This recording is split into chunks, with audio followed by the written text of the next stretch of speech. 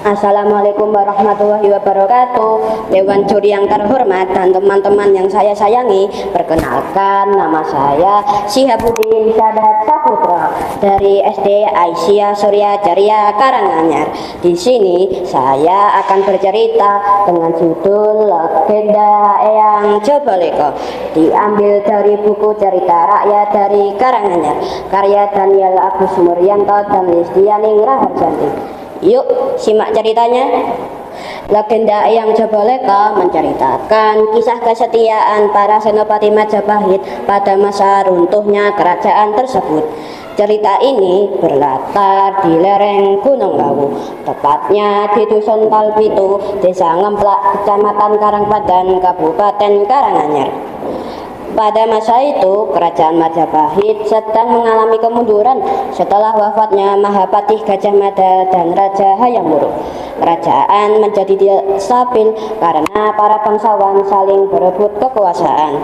Situasi semakin sulit ketika pasukan Demak menyerang Majapahit. Prabu Brawijaya V sebagai raja terpaksa meninggalkan kerajaannya demi menghindari peperangan yang lebih besar. Beberapa senopati setia tetap mengikuti dan melindungi sang raja, di antaranya Pangeran Arya Kusuma Joboleko, Raden Arya Tejo, dan Raden Jaka Lelana.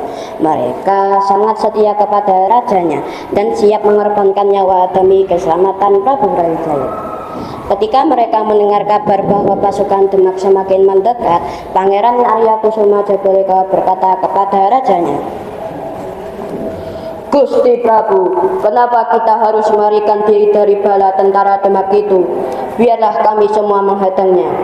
Mendengar kesetiaan para senopati tersebut, Raden Arya Tejo juga menambahkan dengan penuh semangat, "Benar, Gusti Prabu, izinkan kami semua menghadang musuh. Kami siap berkorban jiwa demi keselamatan Prabu Brawijaya." Prabu Brawijaya terharu mendengar kesetiaan para pengikutnya.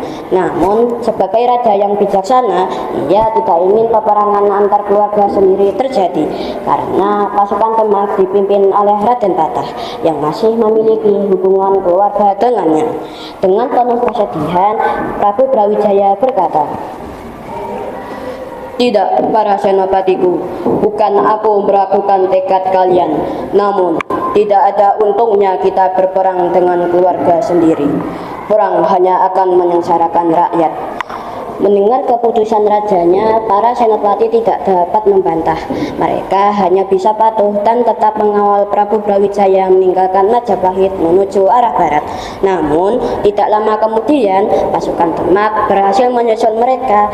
Melihat bahaya besar yang mengancam, Pangeran Arya Kusuma Joboleko berkata kepada rajanya, "Gusti Prabu, silahkan Gusti Prabu meloloskan diri terlebih dahulu. Kami semua akan menghadang musuh. Kita akan bertemu kembali di lereng Gunung Lawu."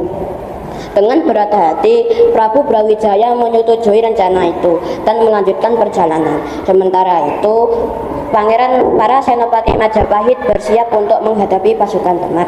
Jumlah pasukan Majapahit jauh lebih sedikit dibandingkan pasukan Demak. Karena itu, Pangeran Joboleko menggunakan siasat. Ia membuat berbagai jebakan dan mengalihkan perhatian musuh agar tidak dapat mengejar Prabu Brawijaya. Perlawanan mereka akhirnya berhasil membuat pasukan Demak mundur sementara. Namun, Pangeran Arya Kusuma Joboleko berkata kepada para pengikutnya, "Mereka hanya mundur sementara. Pasti mereka akan kembali dengan kekuatan yang jauh lebih besar."